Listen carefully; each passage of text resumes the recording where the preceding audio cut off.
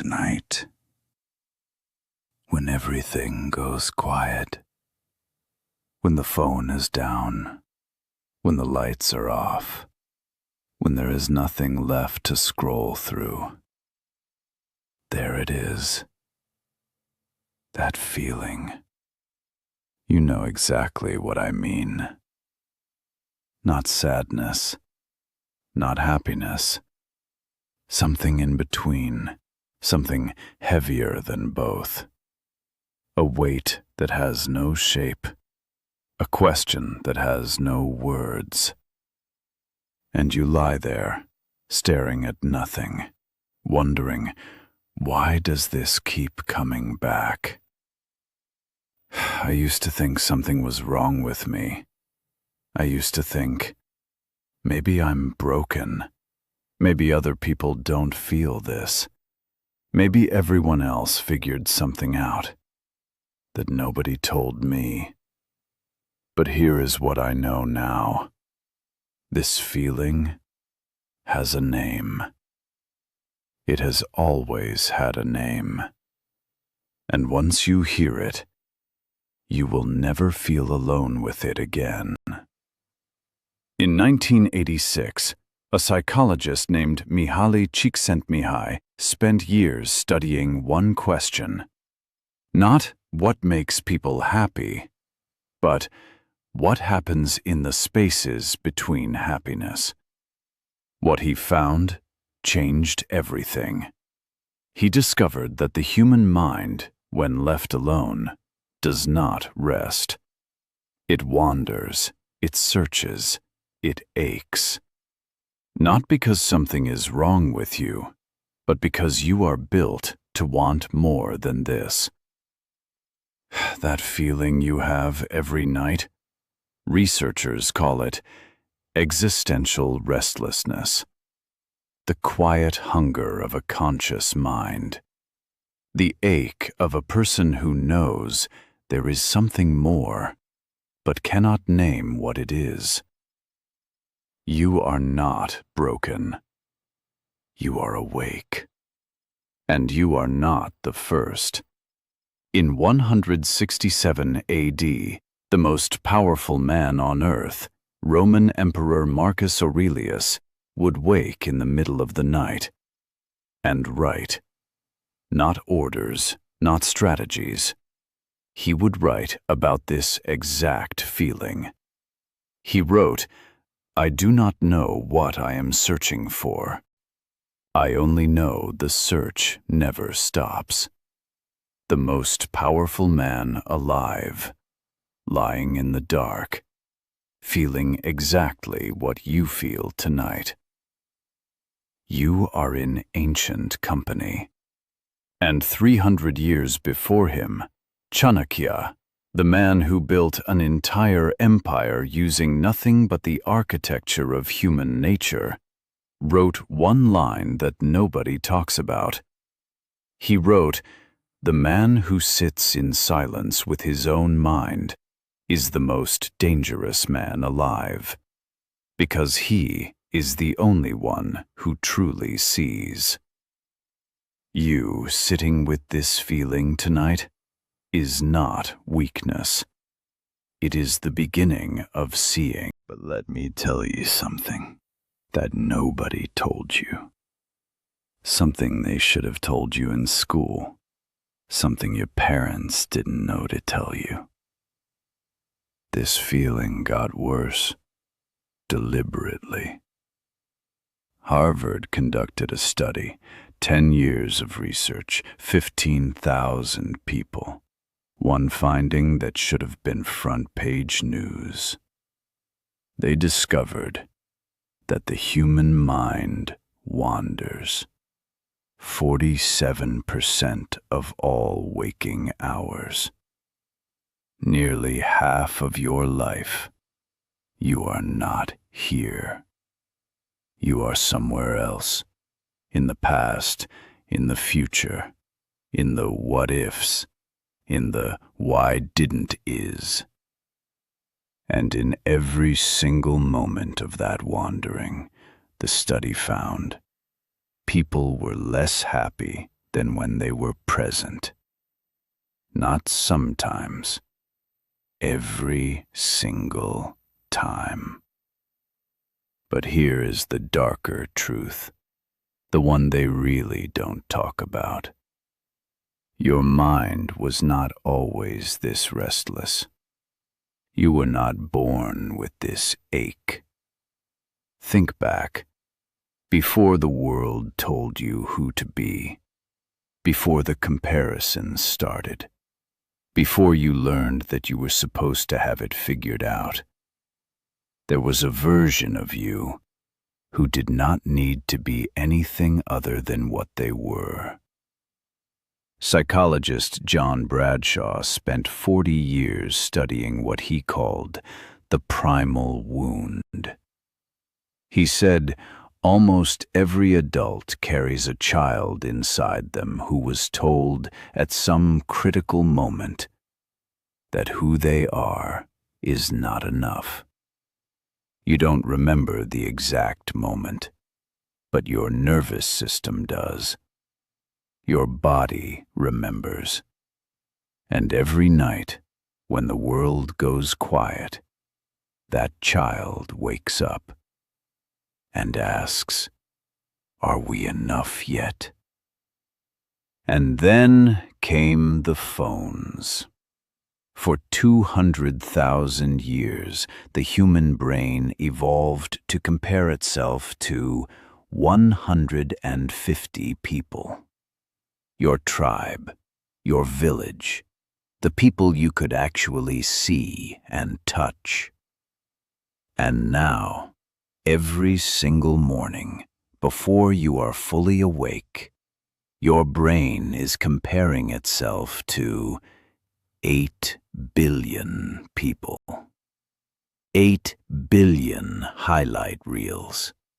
8 billion perfect moments. 8 billion lives that look, from the outside, like they have something you don't. Your brain was not built for this. No brain was. The race you are running every day was designed to be unwinnable. So of course you lie awake at night. Of course there is that nameless ache. You have been handed an impossible math problem and told to solve it by morning. But there is something deeper, something that goes beyond social media, beyond comparison, beyond all of it. Psychologists Jeff Greenberg and Sheldon Solomon spent 20 years on what they called terror management theory. Their finding was this: 90% of human behavior, everything you chase, every achievement, every relationship, every sleepless night, is unconsciously driven by one fear. Not failure, not rejection. The knowledge that this ends. That one day none of this will matter. That one day you will be gone. And somewhere deep in your unconscious, every single night, that knowledge surfaces in the silence, in the ache, in the feeling that has no name. So here we are. You, me, and this feeling between us that we finally have words for. And I want to tell you something now. Something that took me a long time to understand. The feeling is not the problem. I know that's not what you expected to hear. You came here hoping I would tell you how to fix it, how to make it stop, how to finally feel settled. But that is not what this is. There is a Japanese art form called kintsugi.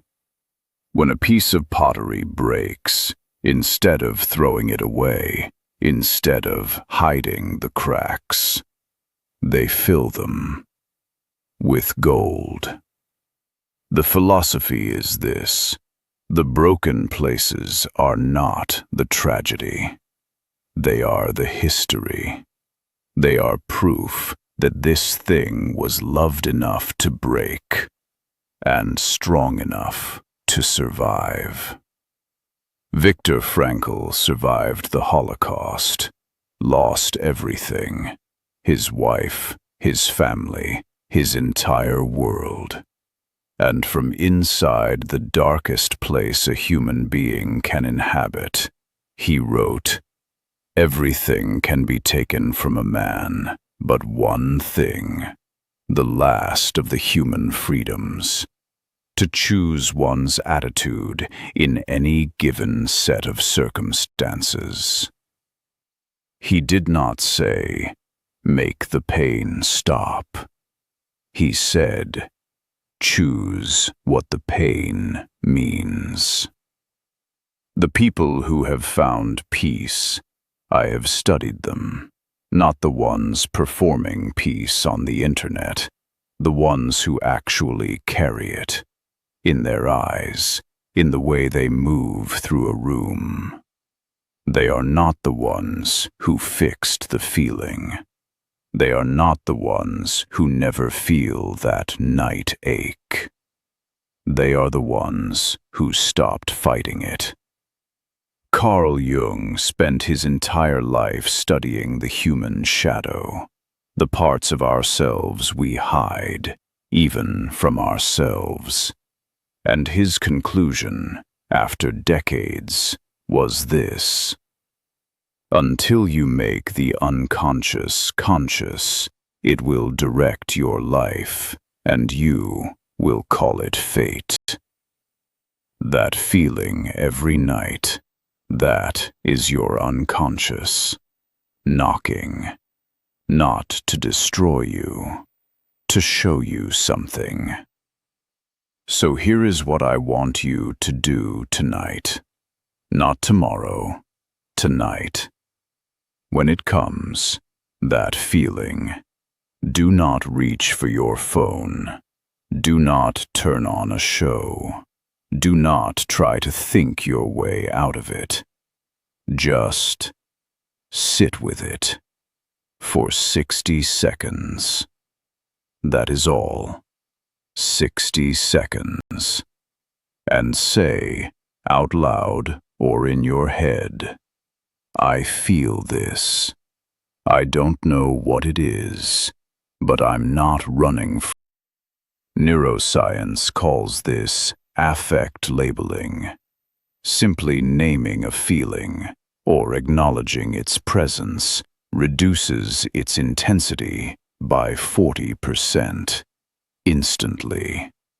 Not because the feeling disappears, but because you stopped being afraid of it. You are not broken. You are not behind. You are not the only one lying awake tonight. Right now, as you hear this, millions of people are in the dark, feeling exactly what you feel, wondering exactly what you wonder. And not one of them has words for it either. Until now. Marcus Aurelius, Chanakya, Viktor Frankl, Carl Jung, all of them, at some point, in some quiet, dark moment, felt exactly this. And none of them ran. And neither will you. This was part one, and I say part one because this feeling has a second layer, something underneath the restlessness, something older, something that goes back to a specific moment in your life that you have never fully looked at. the moment this feeling was born. That is the next video.